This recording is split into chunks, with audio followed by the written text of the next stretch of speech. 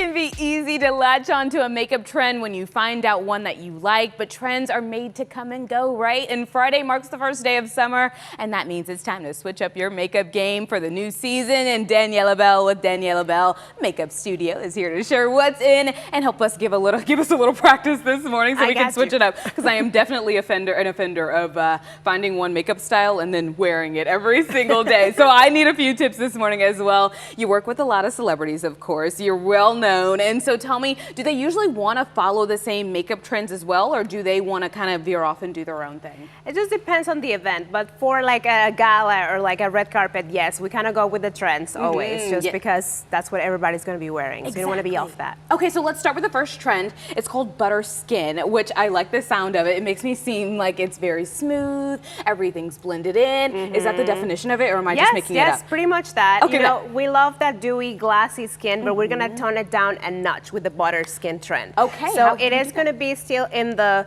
glowy, but not so dewy anymore. So you're going to take your translucent powder, and then you're just going to go, after you finish putting your bronzer, you're going to go onto your skin and then just do a nice coat of that translucent powder all over the skin. So is the translucent powder, is it almost like a banana powder? Is that what we're using under our eyes to bake? Yes. Is that, okay. But that one, the banana has a little bit of a yellow cast on it. Yeah, so this one is completely translucent, so it has no color at all. Got it. And that immediately will make your skin look very matte and flat, right? So then you're gonna take your setting spray, and you're gonna spray directly, and you're gonna get a little bit of that butter, like glassiness, plushiness of the butter, but without it being too dewy. Yeah, okay, I like that. And I love that you also gave a halvesy so we can see the difference. Yes, very good. Okay, now let's talk about sun-kissed blush, right? Of course, I love a good blush. My mom texts me every morning. She says, Erin, you put too much on again. And I said, listen, you can never have too much blush. No, and especially this season, because it's all about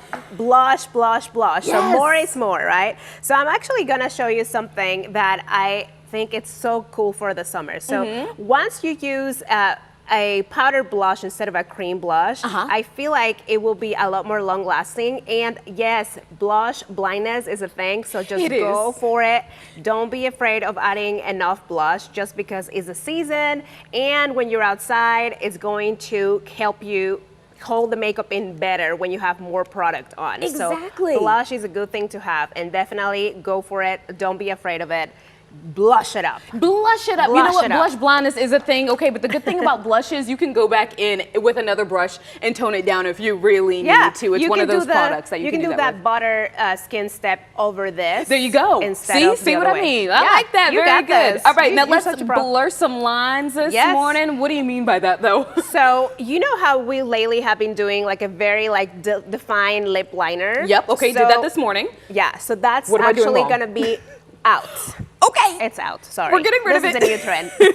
Tell me what's the new trend. So now you're gonna apply your liner the way you've been doing, just like this, right? And now with your finger, you're just going to blur the line. So you're just going to make it less sharp, less, just less defined. Harsh. Yeah, so just take it and put it all over the lip, and then just with your finger, just kind of blend that line away, so it just looks like it's kind of melting and just very deconstructed. It almost like looks, even though it's almost makes it look more natural, right? So if I were to use your lips, exactly. So if I were to use like a brown one and then just start to blend it into the middle, you still get that same light to dark effect almost. Correct. It's like an ombre. Yes, but that's more what we're doing. natural. Correct. Very good. Okay, look at me. I'm getting all the tips. Okay, everybody tune in tomorrow to see if I actually put them to use, which I'm going to try my best. Let's talk about this cherry lip glaze that you got going on. So cherry lips are such a thing right now, and I picked up this beautiful gloss that doesn't have much of that red color, but it gives you kind of like a little plump and adds a little bit of that cherry color on. A little hint of it too. Yeah, just a little hint. Very good.